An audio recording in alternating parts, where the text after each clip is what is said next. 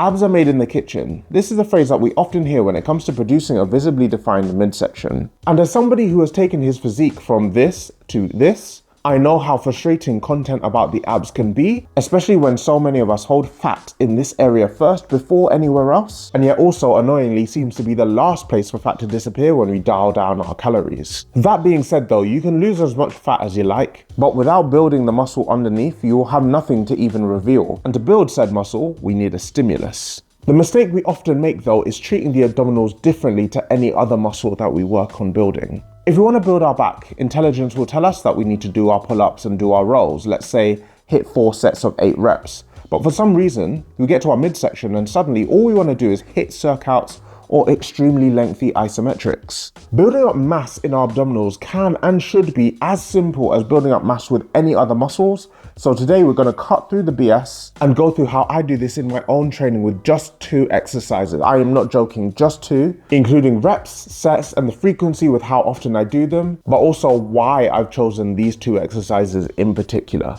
Okay, diving into the first exercise I use it is the hanging knee raise. No surprise here, I've gone on record many times as this being my favorite direct core exercise. But one of the things I love so much about the hanging knee raise is its scalability, where extending the legs makes this more challenging and tucking them in makes it easier. And doing all of this on the floor makes it even more accessible. But we haven't even got to the exercise's superpower yet. One of the roles of the rectus abdominis is trunk flexion, this bending of the spine. And with hanging knee raises, we're able to take the rectus abdominis into this extremely lengthened position in this really prolonged eccentric stretch, which is such a huge miss from so many of the ab circuits that you see on a typical gym floor.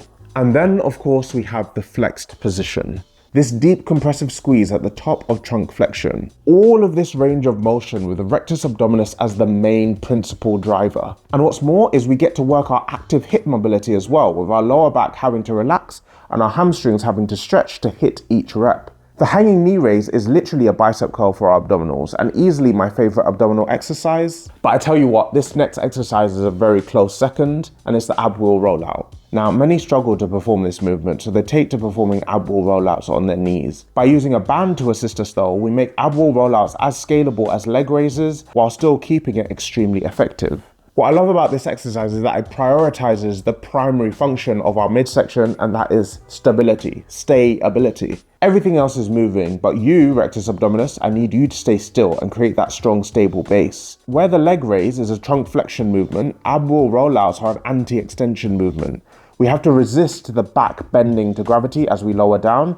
All the while, the shoulders and hips are just moving all over the place. Having a strong core that's able to hold its own and lock itself in while our limbs are doing other things is so key for so many day-to-day movements, and training a muscle for what it's made for is a great way to increase its size and strength. And what I love about training these 2 exercises together is that one is hardest in the shortest position, where leg raises have to work hard to get the knees curled up towards the chest, and the other, the ab wheel rollout, is hardest in the lengthened position, a position we rarely find ourselves in under tension. By doing both, we get this great variance for strength gain to a wider range of motion, as well as having a fantastic muscle building stimulus. But these exercises on their own don't really mean much. I'd argue that so many people could hear these 2 exercises, add them to their workout, and not get the same results as I have. Especially considering this is a part of the body notorious for being challenging to add that muscle mass. So this is specifically how I use them in my training. So first, I add them very early on in the beginning parts of my workouts.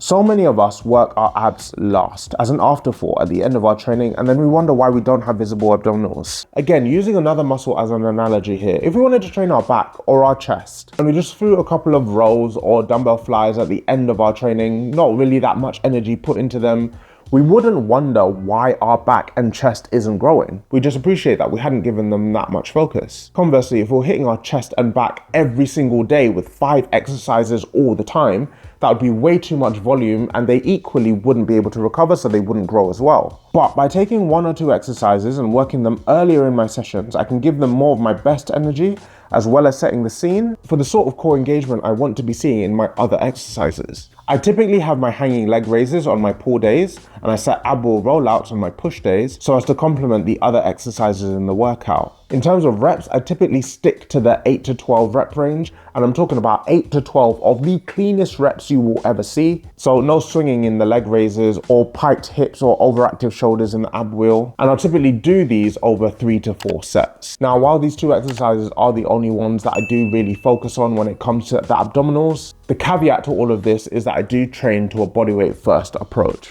This means that most of the exercises I do will have a high demand on my abdominals to create the sort of stability necessary to put in the work. And this is why I do describe calisthenics as being that absolute cheat code to building out a well-rounded physique. But if you want to take a look at what calisthenics does to your body over time, then take a look at this video right here.